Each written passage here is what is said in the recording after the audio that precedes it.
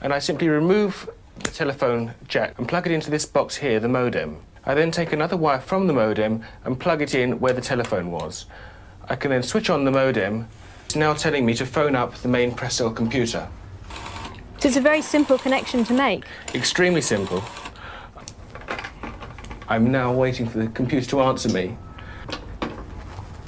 And things are starting to happen. Things are starting to happen. Why did you buy a computer? Well, I was very interested in the new technology and didn't want to be left behind. I don't think it's only for the youngsters at school now. Write to it like mail? No, a lot of people use it and communicate. I guess they can communicate with NBC writers and producers. Allison, can you explain what internet is? Svet je živi organizam koji se stalno razvija i evoluira. Iako iz naše perspektive ograničenog i relativno kratkog životnog doba, svet deluje kao trut kome su potrebni vekovi da bi načinio neku primetnu i revolucionarnu promenu, to ne znači da cupka u mestu. Svet prkosi mnogobrojnim interesima u gigantskom sistemu kakav je svetski poredak, prilagođava se i bori protiv stagniranja. Koliko često čujete pitanja poput kada ćemo više zameniti prljave izvore energije čistima, kada ćemo se konačno osloboditi kriminala, kada će se više nahraniti svi ljudi na ovom svetu, kada će prestati ovo dužničko ropstvo gde da bi preživeo moraš živeti sa osjećajem da nešto moraš jer duguješ, a kamata te kao likvar čeka iza ćoška. E pa ne očajavajte. Opet ću vas podsjetiti da i oni najbogatiji i najuticajniji nisu, niti će ikada biti imuni na novu, svežu tehnologiju. Tehnologija je ta koja uvek olako šarmira i najveću stipsu i kontrol frika. I hteo on ili ne, morat će da je isprati, jer nažalost baš onoliko koliko je sposoban da stvara novac, toliko je nesposoban da razume kako nastaje tehnologija. Razvoj digitalnog prenosa podataka iznedrio je nove pod navodnicima moćnike koji su porasli do te mere da žele nezavisnost, da žele svoje tragove u novijoj istoriji. I tako se rodio Bitcoin. Novac budućnosti koji opasno nervira tradicionalni monetarni sistem zbog svoje nezavisnosti od banaka, državnih rezervi i političke kontrole. E pa, dragi moji, prilagođavajte se na vreme. Uživali ste zarađivajući na kompjuterskoj deci i njihovom razvoju. Deca su porasla i spremna da preuzmu i novčanik. Znam, boli, ali šta ću vam ja? Some people have said, hey, Bitcoin is the answer to those problems. Are you a believer? Well, Bitcoin is exciting because it shows how cheap it can be. Bitcoin is better than currency in that you don't have to be physically in the same place. And of course, for large transactions, currency can get pretty inconvenient. I sent 100 euros worth of Bitcoin from here in Tokyo directly to you guys through this camera, through the network, through the TV, right into your home. If I had tried to do that, send you the money with a traditional bank, it would have taken several days and probably cost 30 euros. I just did it right now with Bitcoin instantly, basically for free, and didn't have to ask anybody for permission. I didn't need a bank, I didn't need a government, I didn't need anybody. I just needed myself and you and our smartphones to do it. That's the power of Bitcoin. Sećate li se početka i truta kome je potrebno mnogo da bi načinio primetnu promenu? E pa taj trut će dati sve od sebe da zadrži deo kolača, ali vreme je nezaustavljivo i baš kao što prosječan popularni tinejdžer muzičar sa glasom žabe pravi 100 više pregleda od jednog Elvisa, tako će, pretpostavimo, i Microsoft, Google, Apple i ostali giganti digitalnih čarolija preuzeti i monetarni sistem, sa razlikom da čini mi se malo drugačiji i više otvoreniji i slobodniji sistem po nas ljude, za razliku od staromodnih koji monopolom i uslovljavanjem grade svoju moć. Sa bilo kog mesta u trenutku, bez ikakve provizije, vlasnici Bitcoina vrše transakcije, a valuta im raste iz dana u dan nezaustavljivo. Sećam se kada je Angela Merkel izjavila kako treba uspostaviti jaču kontrolu nad Bitcoinom, umjesto da se bavi onim što treba, a to je da služi ljudima, jer u ovoj priči ona ostaje samo obična bakica sa zastaralim željama, koje i nisu njene. Tja, bako, prilagodi se budućnosti, Bitcoin je veći od Evropske unije. Bitcoin is fundamentally different because in Bitcoin, you don't owe anyone anything and no one owes you anything. It is not a system based on that. It is a system based on ownership. And no one can censor it, no one can seize it, no one can freeze it. That to me suggests a very clever mind that saw an opportunity, the perfect opportunity to introduce a new radical technology and a new radical approach to money and finance. at just the right moment when people would be very open to making this big shift that's required to adopt a new currency. Naravno, kao i sve u povoju, i Bitcoin je još uvijek igla u plastu sena globalnog protoka novca i nosi veo misterije za običnog čoveka. Prilično je nejasno kako zapravo funkcioniše Bitcoin. Trenutno deluje kao neki vid zlata gdje se ljudi odlučuju da novac čuvaju u Bitcoinima pre nego aktivni vid svakodnevne transakcije. Ali kao što rekoh, treba dati vremena inovativnim stvarima da pokažu svoje krajnje namere i ciljeve. Tako da Bitcoin jeste trenutno mističan i ne toliko razumljiv, ali vreme će pokazati da je to ipak odlična alternativa besomučnom štampanju novca bez pokrića, kako i imaginarnim kamatama za koje realni novac i ne postoji. Over the last 100 years, the average return from the stock market has been somewhere around 8 to 10%. And if you are a very successful investor, you may find that you get a return of around 20% if you really know what you're doing. So to have a return of 400% in 9 months' time is unheard of. For that reason, I am skeptical of the rapid appreciation of price. But the number one reason why I won't invest in Bitcoin is simply because I don't understand Bitcoin.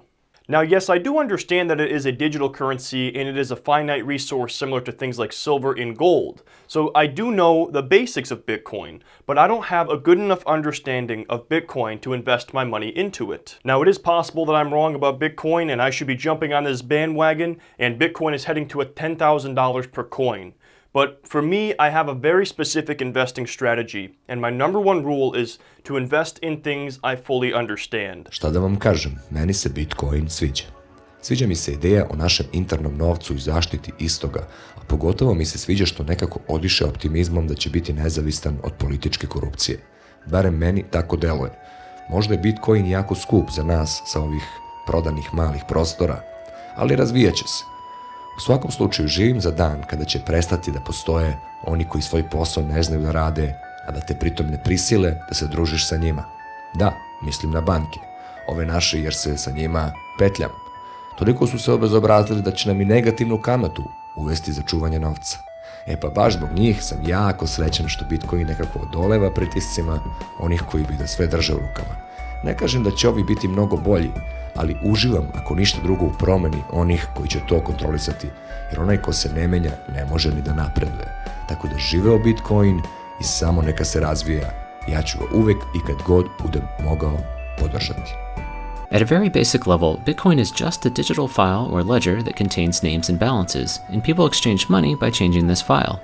When Bob sells Carol a lawnmower for 5.2 Bitcoins, Bob's balance goes up by 5.2 and Carol's down by 5.2. There's no gold or government-issued money backing these numbers. Bob is only willing to trade his real-life lawnmower for a higher number in this digital file because he has faith that other people will also trust the system. So who maintains this ledger and makes sure no one cheats? One goal of Bitcoin is to avoid any centralized control, so every participant maintains their own copy of the ledger. One surprising consequence of this is that everyone can see everyone else's balances, although the real system only uses account numbers and not names, so there's some level of anonymity. If everyone maintains their own ledger, how are all the ledgers kept in sync as money is transferred? At a basic level, when you want to send money, you simply tell everyone else by broadcasting a message with your account number, the receivers, and the amount. Everyone across the entire world then updates their ledger. If sending money is as simple as creating a message with some account numbers, what's to stop a thief, Alice, from spending Bob's money by using his account number? Like a pen and paper check, Bitcoin requires a kind of signature to prove that the sender is the real owner of an account, but is based on math rather than handwriting. When a new account number is created, it comes along with a private key mathematically linked to that account number. If you've heard of a Bitcoin wallet, these keys are what it holds and are what allow you to create signatures. To create a signature, a private key and the text from a transaction are fed into a special cryptographic function. Another function allows other people to check the signature, making sure it was created by the account owner and that it applies to that specific transaction. Unlike the handwritten version, these signatures can't be copied and reused in the future, as they're unique to each transaction. While the mathematical signatures prove who sent a transaction, they can't prove when it was sent, and this turns out to be problematic. In our traditional banking system, if Alice wrote 2 checks but only had enough money to cover one of them, the bank would pay the first person attempting to cash his check but refuse the second because Alice's account would be empty. So the order of these checks is critical because it determines who should get paid. Unfortunately, order is much harder to determine in Bitcoin, where instead of a single bank, there are individuals all over the world. Network delays might cause transactions to arrive in different orders in different places, and fraudsters could lie about timestamps. Two recipients might both think their transaction is first and ship a product, effectively allowing Alice to spend money twice. Bitcoin prevents this by providing a way for the entire world to decide on transaction order. As new transactions are created, they go into a pool of pending transactions, and from here they'll be sorted into a giant chain that locks in their order. To select which transaction is next, a kind of mathematical lottery is held. Participants select a pending transaction of their choice and begin trying to solve a special problem that will link it to the end of the chain. The first person to find a solution wins and gets to have their transaction selected as next in the chain. So the lottery provides a way for the entire world to decide which transaction is next, but the math behind it also helps ensure everyone agrees about past transactions too. Suppose you're joining the network for the first time and request a copy of the transaction chain to get caught up but receive several different versions. Which one should you trust?